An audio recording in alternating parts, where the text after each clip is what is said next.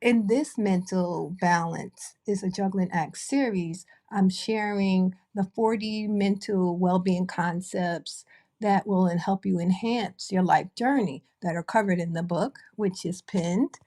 Balance is a juggling act, how to start a mental revolution for a change in thought. And I ask you to join the journey and become a mental revolutionary. I started out writing the book with 30 concepts, and Spirit instructed me to go to 40 because we are living in an era where we have a deluge of information, stimuli, war, just emotional bombardment, such as the banking systems failing or rising, falling with the stock market, um, healthcare issues, this pandemic. In general, our lifestyle is shifting. And so, with those shifts, we also need to shift. We need to find balance. And balance is a juggling act, is a tool that helps us do it. The book is divided into four sections. The first is awareness to help us be cognizant of our emotional being. The second is self observation, which is watching how we respond. Uh, the third rather, is self encounter, which helps us to shift our responses so that they align with our values. And in shifting our values, we are energizing our mind and our brain. And the last section is conscious living, which is living out the practice of mental balance. Um, Thanks for joining Widgeby. Widge. Wholeness, wholeness, everybody. Okay, so if you're not already following Abundance Portals, please do so. Definitely, if you like what you hear, please raise your hand so that we can welcome you to chime in as well. So today's topic is the last of the section on self observation, and it's day 20. Get out of your mind.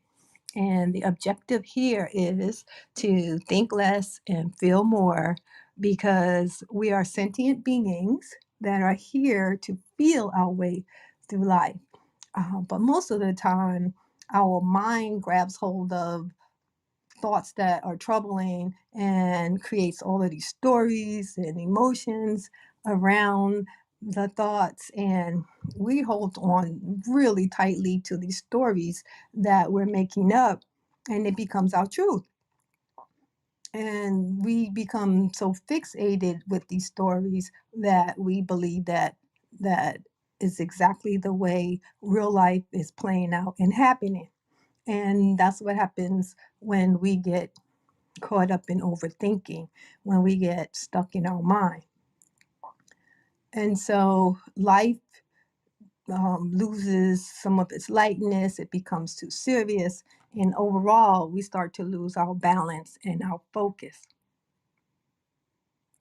And when we do that, there's no real awareness of the larger perspective because we're toned in to what is happening right before us instead of unlimited possibilities that are always existing before that,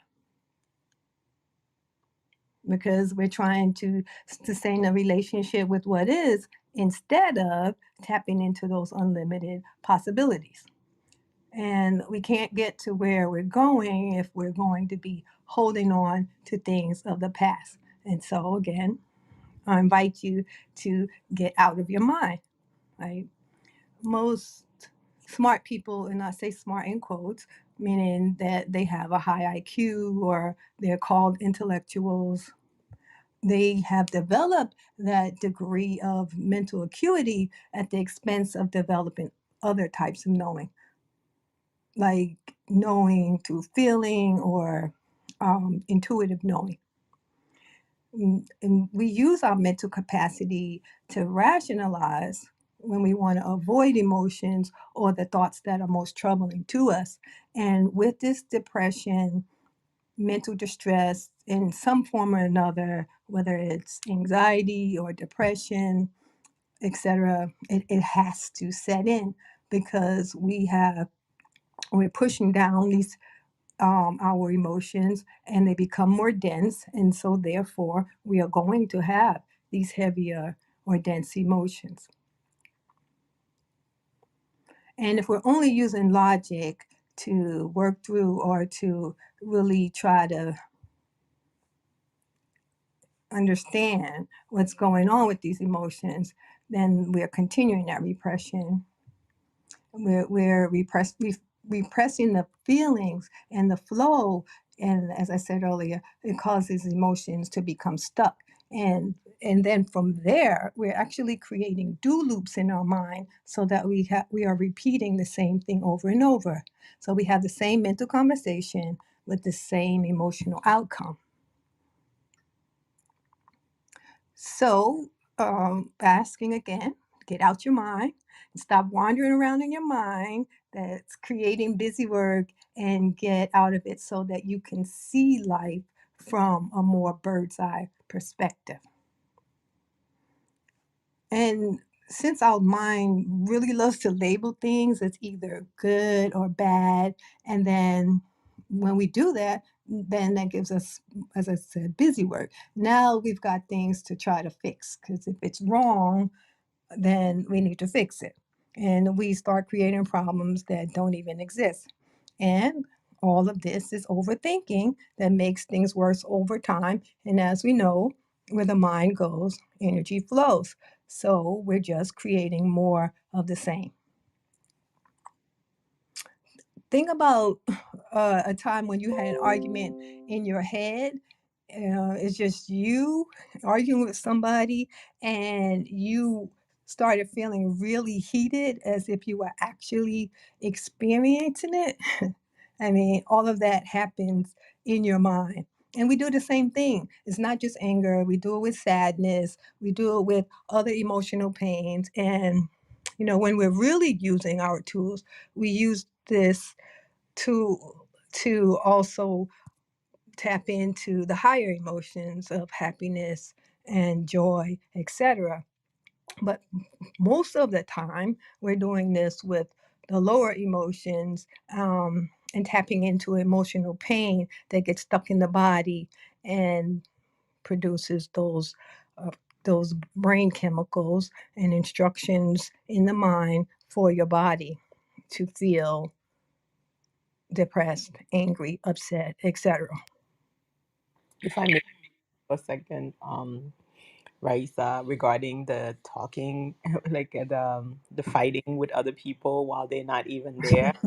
Yeah, But this is something I had to learn not to do, and I did. And there's also a realization that you do it, have whole sets of argument in your mind, and with another person, they will reply to you, yeah, they will hurt your feelings, and then when you see the person in the physical, you really do think that this is how they feel, this is what they said, and so you are actually relating to them as if they had the argument with you for real. right, And so you end up snapping at the person, having an attitude based on conversation you never had with them in the reality, but had with them in your mind, which is very real to you.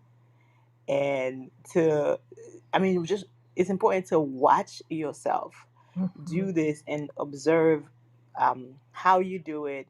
And then, of course, it's a slow stopping it. You can't rush into stopping this.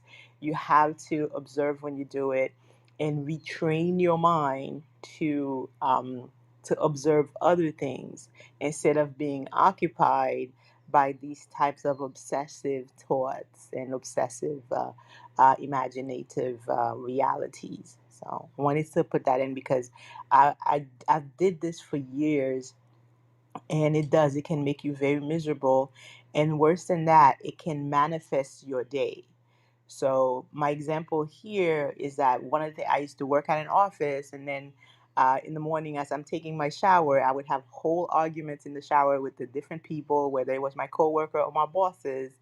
And so but therefore by the time I left to go to work, I already had this argument with them. I already had my attitude. So when I walked into my office with my attitude, because they already bugged me in the shower, and so now I'm manifesting what's going to happen during the day because I already have an attitude. So when they come up, uh, I'm acting toward them and I'm reacting toward them based on this early morning argument that was non-existent but very real in the way my body feel towards them and my emotions as well. So just wanted to chime that in. That's a very important point to make in how it is that we are dealing, and even understand this is how you might even deal with your spouse, which leads to big arguments and divorce, because you've had arguments in your head versus real conversations in reality. Thanks for sharing that. And now I had two that if we deal with emotions and let them flow and fully express themselves at the occurrence of an event, say for an example, when that coworker was rude to you, if you had said to the coworker, that remark that you made was very rude, and you're responding with annoyance versus responding with anger because you held it in and then had that conversation in your head as a debate, an argument. And when you saw that colleague again, now it you're responding inappropriately because the original emotion was repressed and not allowed to flow. And then add to that, we know that the senses deceive us because they're not recording everything in our surrounding. Our senses are actually filtering for us, and they're straining the stimuli to align with past experience and what we desire in the future. And so the senses never give you the full picture. So you really can't trust them anyway. So another reason to shift from sensing to getting out of your mind and moving into more intuitive knowing. Um, Imagine that life without those repetitive, yeah, just imagine life without the repetitive thoughts that are playing around in your head, and imagine a state of balanced thought in its place that kind of just rises like the waves in the oceans, or the ocean tides in and out without the struggle, the pain, and the resistance. So that's what we want to get to. And in order to do that, we're going to talk about some exercises to get there. Um, and the best remedy for mental agitation is to drop out of the mental realm and try to get more understanding to see what's bothering you from a more intuitive and feeling space by moving thought into the heart and then to the gut to be digested. And while the intellect comes from the head, the brain, intuitive feeling comes through the heart and the gut. And all three of these, the brain head, the cephalic brain, the heart, and the gut, they all can learn, they all change, they all communicate, and we need to work together with all three of them in order to be mentally healthy. So the head brain, which is the most obvious one, is the one we all know that we use every day, has about 86 billion neurons, and neurons are the nerve cells that communicate with other nerve cells. And the cephalic brain deals with cognition, perception, and it's what allows us to master language and communication. And the neurons in the brain help to process and to send information over the synapses or electrical impulses, and allows the hormones in our body to talk to each other. And this is what gives us our sense of identification of objects, patterns, and it's what basically helps us make sense of the world. And it's also where creativity and conscious thought take place. So the heart brain, and I don't think it should be a surprise to anybody that the heart's a brain because it's always sending us messages. It sends us emotional messages to the head brain, and the heart has about 40,000 neurons that operate independently of the brain. So it's doing its own thing without the brain even being involved. And so think of your heart as being an emotional brain that's connected to what you value and what you feel. And your heart communicates with your head both through electrical signals and through neurotransmitters or chemicals, right? And then you have the gut brain. The gut brain is in the walls of your digestive system, which has even more neurons than the cephalic brain or brain in your head. It's got 100 million neurons, and the gut's regulating hormones, your metabolism, your blood pressure. Information gets processed there, especially when you're sleeping. And one study showed that the gut sends about 400 more messages to the brain than the brain sends to the gut. And the gut plays this key part through the gut bacteria, the microbes. And another interesting fact about the gut is that 95% of the body's happy hormone, serotonin, is actually found in the gut. And serotonin is the neurotransmitter that is all about um, bringing happiness to the body. It's called the happy hormone. Wishby, did you want to add I to that? sorry, I'm Because I making noise know, because my look, this is your thing. So, was no, I was clapping, that's what I was doing, but I forgot that he was making noise, so it sounded like you just heard him in the kitchen pouring water. But no, I was really clapping for this because sometimes we don't talk about the three brains within our body and that they interact. And a lot of times we're keeping all of our thoughts in the upper mind, which is in the head brain, when it really needs to be digested. The same way you digest food, we digest everything. We digest thoughts, information. We digest music. This conversation, you are currently taking it in and digesting it before it gets disseminated throughout the body and and assimilated into you and in your system as your own information in your bank of knowledge.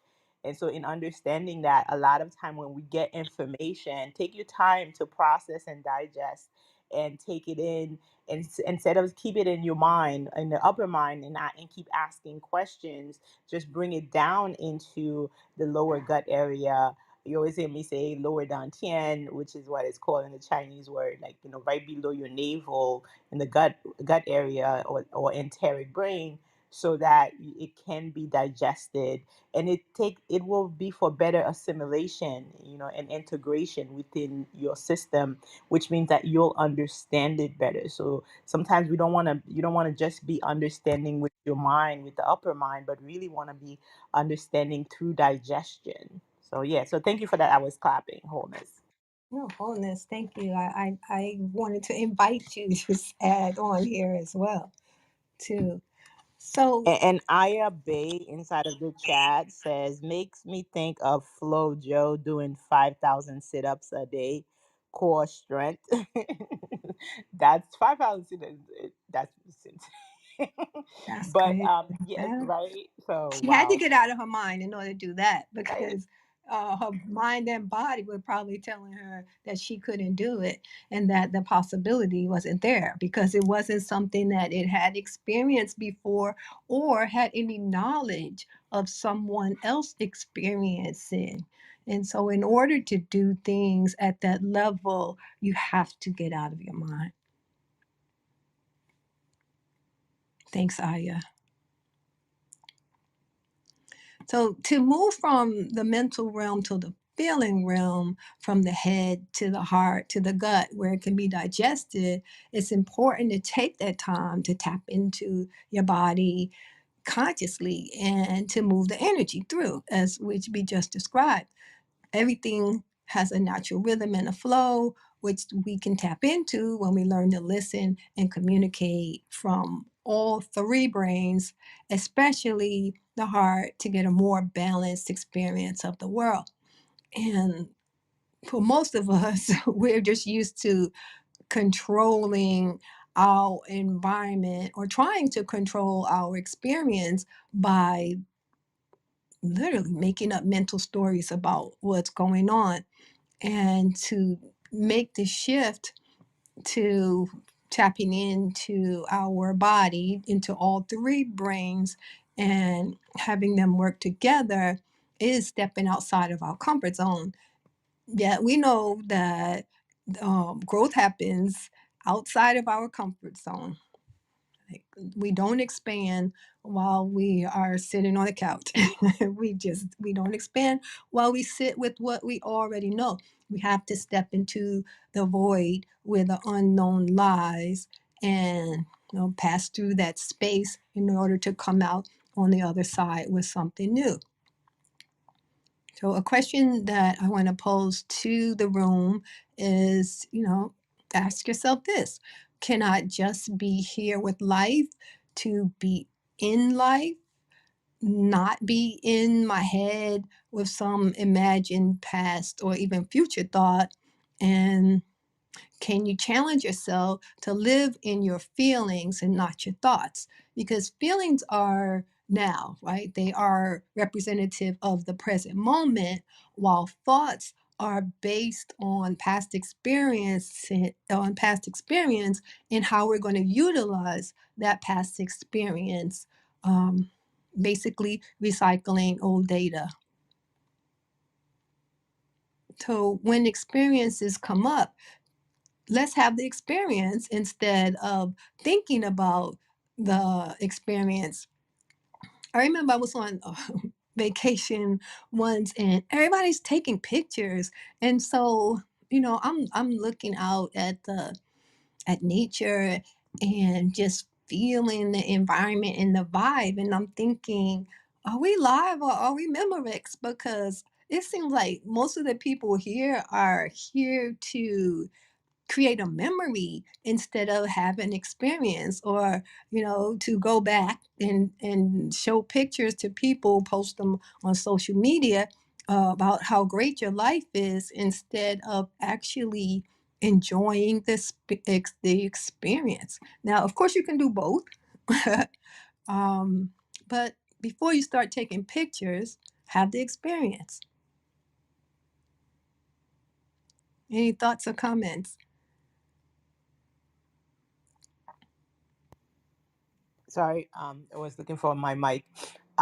Yes, I think that your point about being in the now moment with the feelings, and tapping into that is so important because um, what they call like the monkey mind is like the back and forth within your mind. We keep asking the question, but if you settled into your feelings, then you'll start to see what is being said to you, and that's what is being said to you, and even what is being transmitted to you.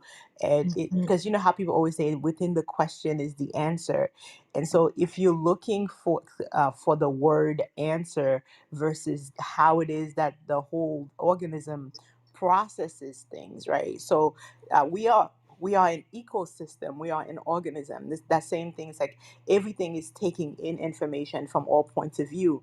Hence, when you said that the senses can be deceiving because they are filtering both what's coming into you, but also receiving what's coming into you.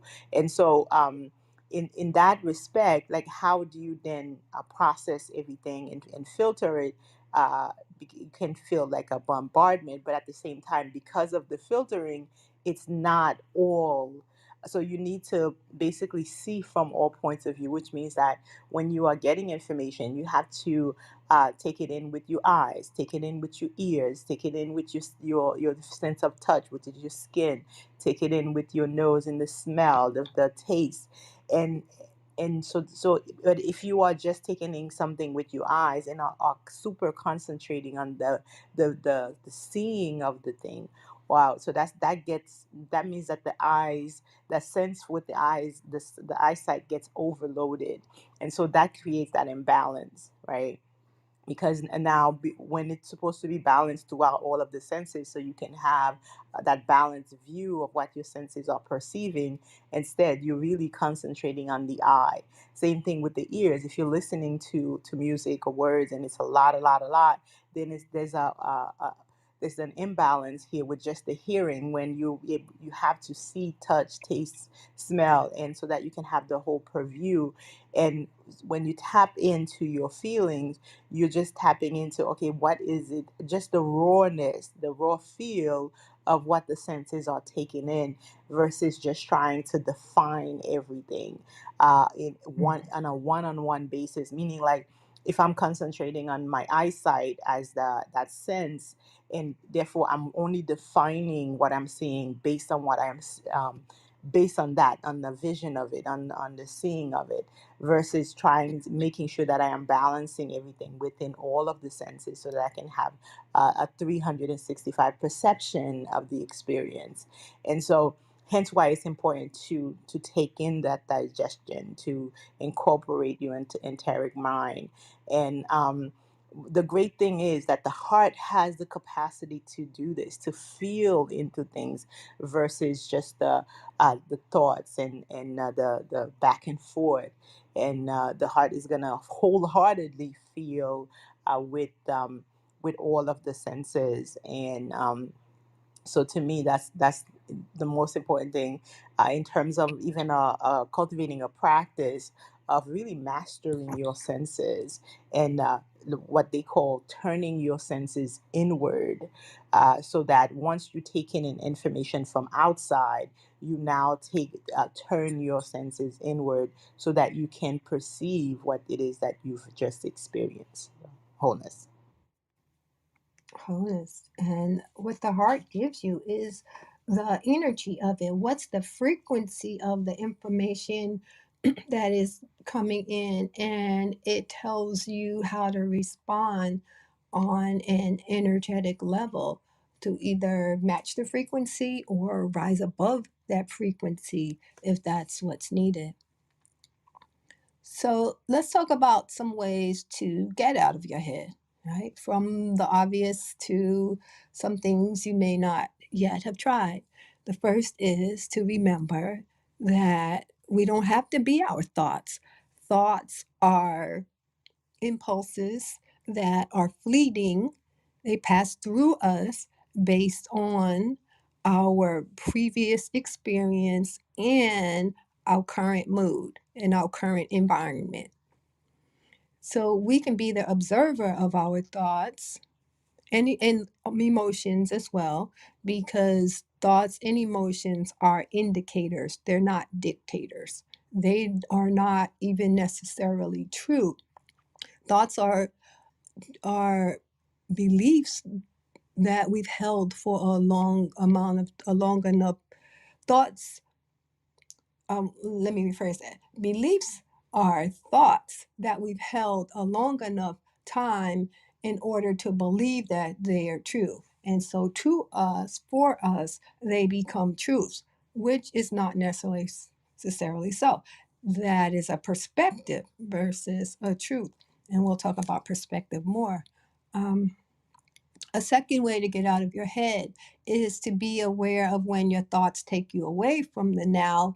And in taking you away from the now, is also taking you away from life.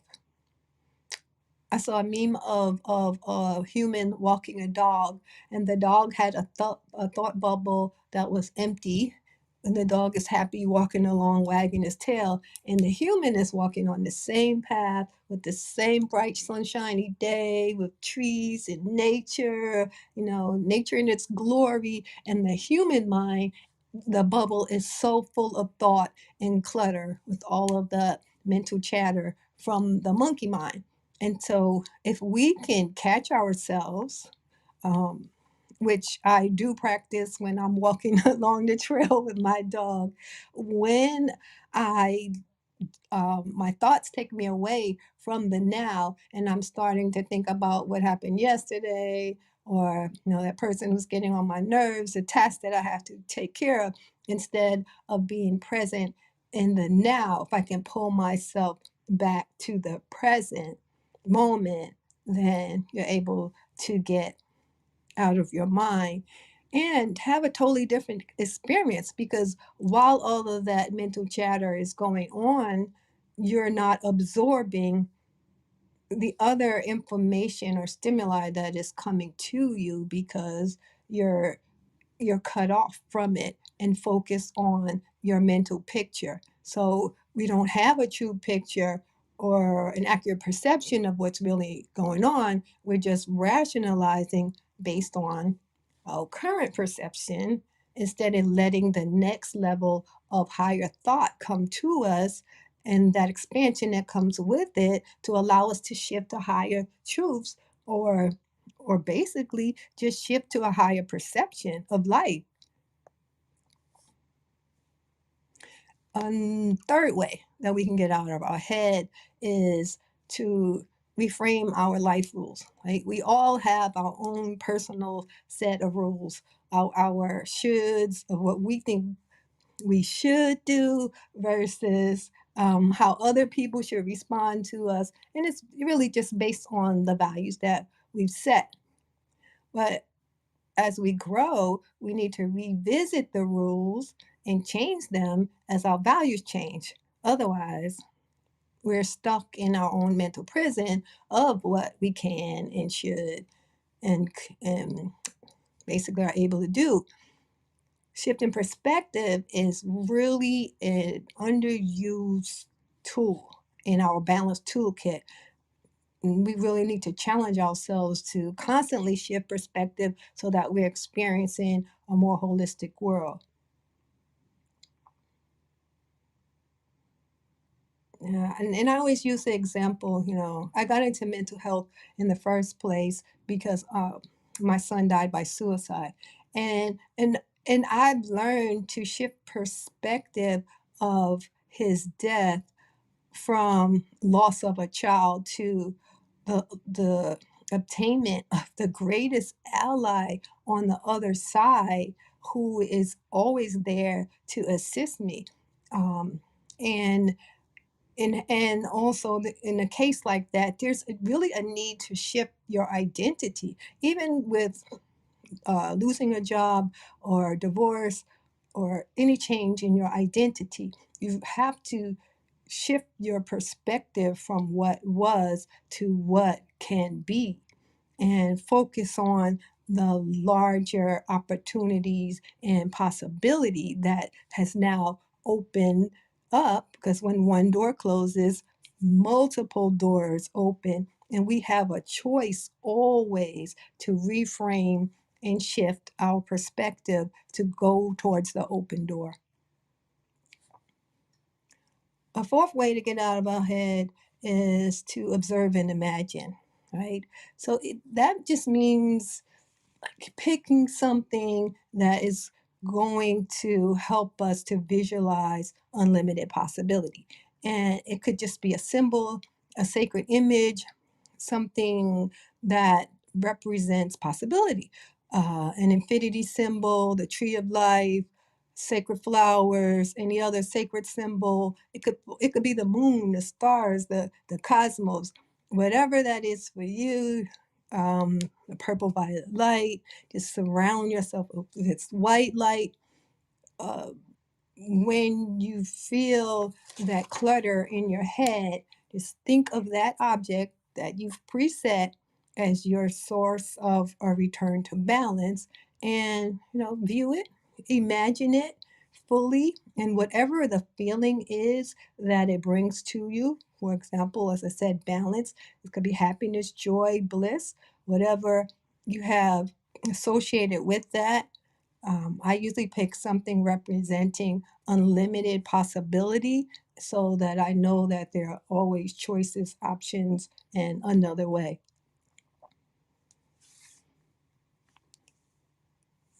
Uh, Another way that we can move out of our head is to embrace rather than resist. And this topic has come up recently in our class with Widgeby, that evolutionary frequency has sped up and there's no going back. Like Lot's wife, if you actually do look back and try to be back in that past, you'll freeze because you get locked into the energy of the past in that time and space. And if we continue to resist this rise in energy, um, which can be looked at as unknown and therefore fearful when there's no need to be fearful of the unknown. We can look at it and shift perspective and look at it as an opportunity. But when we resist this rising energy, we'll miss the boost that is giving us to ride the wave that prepares us for the next level up to that next wave of energy. And if in that resistance, we miss the ride, is the point that I want to make. And we've reached a transformation. We've reached a point in our unfolding where we have to rely more on our knowing, like knowing that we're safe. Think about the meta prayer, knowing that we're protected, knowing that we're cared for, knowing that balance is always within our reach because we can always rejoin with source. And a last way that we can get out of our mind is, of course, meditation. It's because meditation changes your brain function, your brain structure. It deactivates the me center of the brain, which is the medial prefrontal cortex, the part that processes information relating to ourself and our experiences. And we're going to do some breathing meditation as part of the balancing act that ends the second phase of the book. So getting out about someone, you wanted to say something, Witchby? Yes, real quickly. I don't know when you're gonna start the because you said the last part, and I want to make sure that if I didn't say before, because I know sometimes we start talking and then forget. Um, on top in the link that's provided, if you'll see the book. This is the link to the Amazon, the book that we've been discussing for the past few weeks. So if you feel inclined, click on the on this link, and you'll be able to purchase the book for yourself and have it and I have it available. Because so to me, like this book, and this is one of the reasons why I was very excited about doing this series in Abundance Portals. This isn't something that you just take in. This is something you can literally use in your everyday life and as needed basis. Into like how there's very practical practices like Raisa is saying, like, hey, here's the meditation for this. How do you balance that? And how do you really, because it is a juggling act. So it's not every day we're going to need the same thing. And so understanding like what are those healing modalities, those really practical practices that you're able to use at the given moment. So definitely click on the link and see the Amazon, and if you're really purchase the book itself. Right, it says here, of course, the recordings, there's previous recordings inside of the replays for in Abundance Portals of this series. We're not gonna leave it forever. So just an FYI. So this is also gonna become a course. So hopefully do follow Raisa so that when the course becomes available, we can contact you and let you know, hey, we're going to be doing this. So do take advantage. I really love this series, and it's sorely needed because sometimes people like to do the titillating rooms, and it's all about shocking things instead of like when we are dealing with the nitty gritty of our daily life and spiritual ascension. There's not a lot of support there to aid us in, like, how do you master the self? How do you self observe? How do you become the observer of your life instead of being so enthralled into the drama of it? um, some people will come to me and be like, they don't know how to meditate, or they don't know how to get out of the back and forth of the emotional traumas, or the like, constant re-traumaing. And this is a great tool. So that's the end of my infomercial. Thank you so much. Go ahead, Raisa. Oh, yeah, and don't forget and follow Abundance Portals if you haven't already, and follow Witchby. She has a wealth of information, comes on a couple of times a day and several days a week.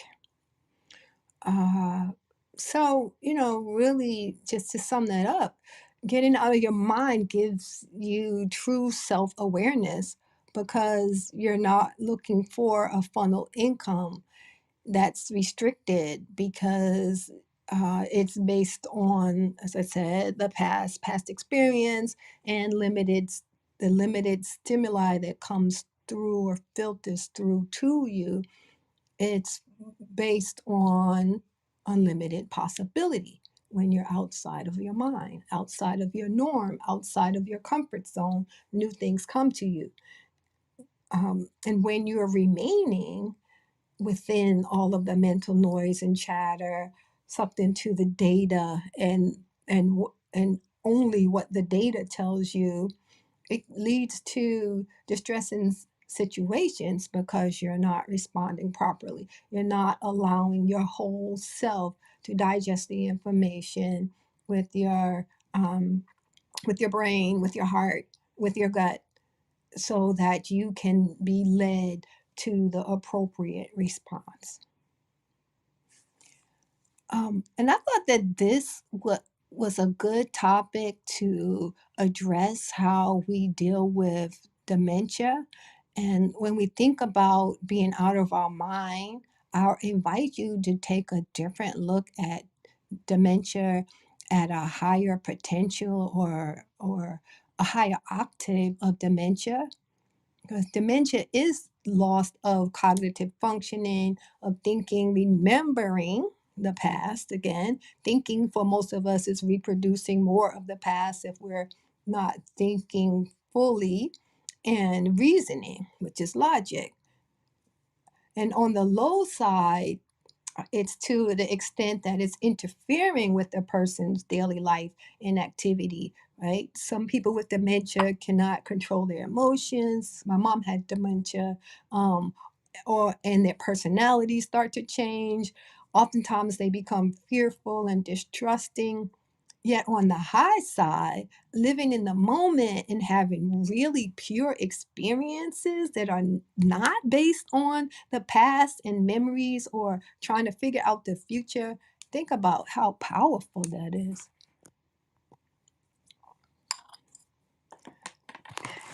So I'm going to read from the book. This is Concept 20, Day 20. Balance is a juggling act. How to start a mental revolution for a change of thought. Get out of your mind. Are you constantly filling your mind with worries, projects, deadlines, or conflicts that result in endless mind chatter, indicative of a mind full of thought? That's FULL. This chatter represents thoughts you have made many times before. You will not find anything new or self expansive in this internal conversation. Or are you out of your mind, mindful in observation, so that you can respond appropriately to stimulation and situations as they occur? This approach produces new creative thought and action. You are taught that being out of your mind is a negative. It's time to re examine beliefs and teachings to begin to use the mind correctly to move out of patterns of thought and behavior that are no longer helpful. So, today, when you notice that your thoughts of what needs to be started or finished pull you away from the present moment, return to the present to see what you can do right now to resolve your concerns. The initial answer may be do nothing and simply be.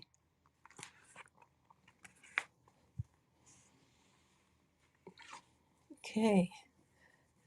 So, one of the primary and the last thing that I mentioned to use as a tool to get out of your mind is meditation and breath work.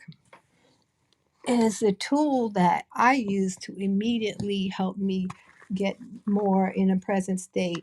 And as I said, the book is divided into 4 parts. At the end of each section of the book is a balancing act, which is an energetic exercise that helps us incorporate some of the lessons from that section or highlights where we want to be at that phase of development. And this phase of development is self observation. So the balancing act says the following breath therapy can help you get to a balanced state quickly. Breathe into the count of 4, hold the breath to the count of 2, and exhale to the count of 8. Extending the length of the exhalation triggers the parasympathetic nervous system by slowing down the heart rate and sending a message to the brain to go into relax and restore mode. And then for me, breath work is an integral part of my day. And at some point during more than 25 years of multitasking at global corporations, I developed an attention deficit. And it became hard for me to complete any one task without starting another task before I finished the first task. And so now, when I catch myself unnecessarily stopping one thing to start another thing, I use conscious breathing to slow down and help me return to focus. And I also use conscious breathing to move through tasks that are difficult or situations that are difficult to ward off the worry um, of the future or fear of recurrence of missteps from the past. And I call on conscious breathing to transform my scattered thoughts to a wholeness that is centered in the present moment, which actually fosters productive clarity. And so when we think about breathing exercises, there are so many different ones that we can use. The one that I mentioned and that we're going to practice is a 3-part breath. Um, there are 2-part breathing exercises, 3-part, 4-part. For example, a 2-part exercise is that basic deep breath in from the diaphragm where we're expanding with the in breath. An in breath is expansion. It's called inspiration. It inspires and energizes your whole system.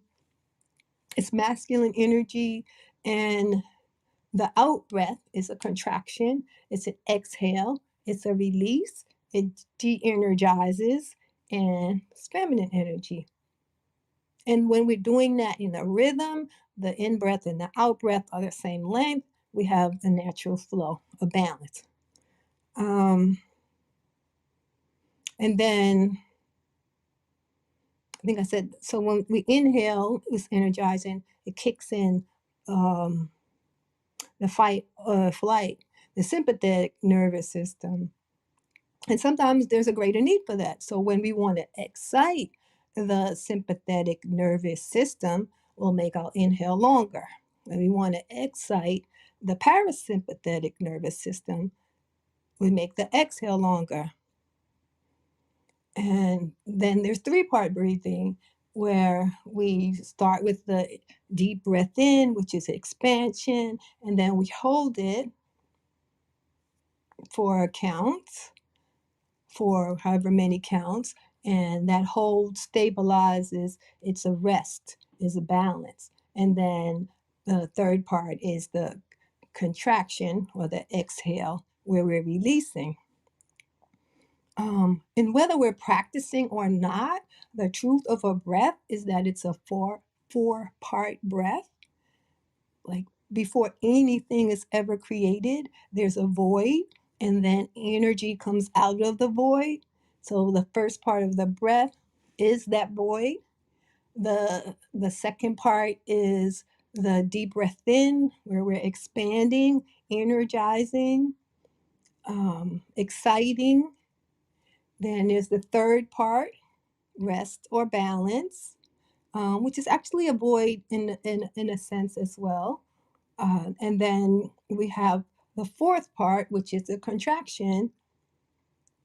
And then we start it all over again. We go back into the void where the energy is neutralized and produces something new.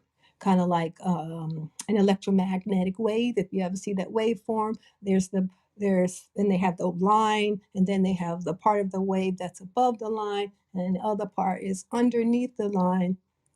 So the part as we start above the line, it's coming out of a void, and then it's curving up and down, and then it goes into rest or balance, and then it curves underneath the line and goes back into the void. Russell Williams said in The Secret of Light that all expressions of energy spring from rest.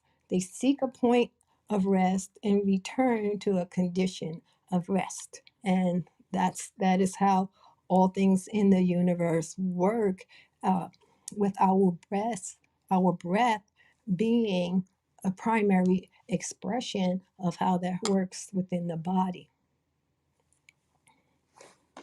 Okay. Whitby, did you want to add before we do the breath exercise? No, add on my part. Excellent. Go ahead with the practice. I'm going to enjoy join you. So wholeness. Okay, and that's a simple, very simple And breath that's work the because the thing. book. The practices, the simpler to me the practices, the deeper they are. So definitely wholeness. Okay, and so as I mentioned earlier, we're going to breathe into the count of 4, hold the breath to the count of 2, and exhale to the count of 8. And let's see, we've got 5 minutes left, so we'll do this 9 times. And then maybe we can talk about how you felt before you did the breath work, after, any thoughts that you had about the talk before we end. Okay. So get grounded, sit in a comfortable position with your back erect, your spine erect, and I invite you to take a deep breath in and hold that breath to the count of 4, 2, 3, 4. Sorry. And then hold that in to the count of 2. And as you're holding it in, imagine that energy exploding throughout your body, moving throughout your cells and your organs, and then exhale to the count of 8. 2, 3, 4, 5, 6, 7, 8. Okay, and again, we'll breathe in. 2, 3, 4. Hold. 1, 2. Exhale. 2, 3, 4, 5, 6, 7, 8. Take a deep breath in. 2, 3, 4. Hold. 1, 2. And exhale. 2, 3, 4, 5, 6, 7, 8. Take a deep breath in. 2, 3, 4. Hold. 1, 2. And exhale. 2, three, four, five, six, seven, eight. Take a deep breath in. Two, three, four. Hold for two. And exhale. Two, three, four, five, six, seven, eight. Take a deep breath in. Hold for four, three, two, one. Hold, I'm sorry. Hold the breath to the count of two. And exhale to the count of eight. Two, three, four, five, six, seven, eight. Take a deep breath in. Hold to the count of four, three, two, one. Hold for two breaths and exhale to the count of eight. Two, three, four, five, six, seven, eight. Take a deep breath in. Four, three, two, one. Hold to the count of two. One, two. And exhale to the count of eight. Seven, six, five, four, three, two, one. Take a deep breath in. Count four, three, two, one. Hold for two. And exhale to the count of eight. Seven, six, five, four, three, two, one. And last breath. Take a deep breath in to the count of four, three, two, one. Hold for two and exhale to the count of eight. Seven, six, five, four, three, two, one.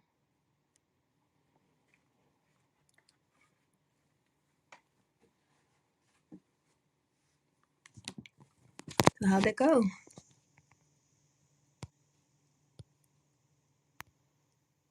Beautiful. Thank you. Thank you so much. You Uh, know, um, you know how it is when you hold your breath and the count? Because I'm like, the oh, first thing you do, you concentrate on the count, and then you just let the body flow. After the first couple of breaths, you just let the body flow. So, and I always find it great to do the deeper breaths, because then you realize how big the capacity of your lungs are. So, and then it with the going deep within that breath, you are able to also expand the consciousness as you go deeper in both the in and out the out breath. So thank you for that, because usually as you know, I'm always on the other side of meditation. So when I love to be on the receiving side, so I really honor this. Thank you.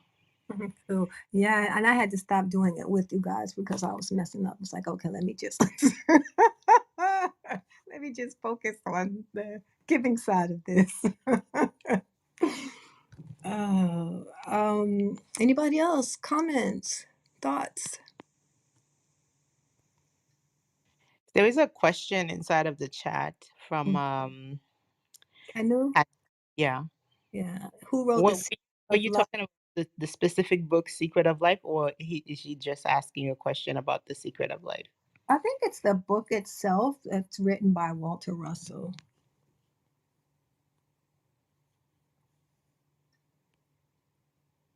Mhm. So, I'm looking at changing dates, and my thought is to change to Mondays for Mental Monday. But I will give a heads up when I do change. It'll still be 3 o'clock.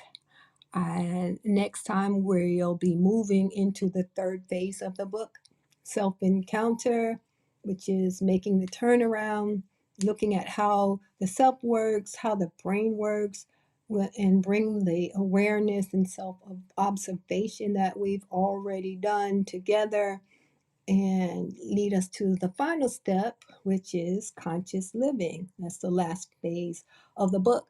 So, we'll be talking about how the brain works, fueling the brain, the diet for a healthy and mindful brain and mindful living, and yeah, just getting more into the nitty gritty of how we pull this all together and start that mental revolution for a change of thought, which leads to a change in life.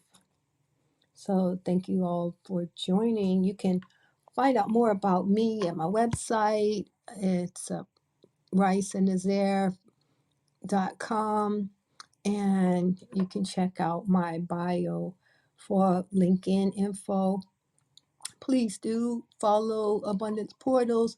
If you've seen anybody in the room who you're interested in following, please do that as well. Follow Widgeby. And Aya, welcome to Clubhouse. I see your party hat. Thank you all for being here and hope to see you again in another room.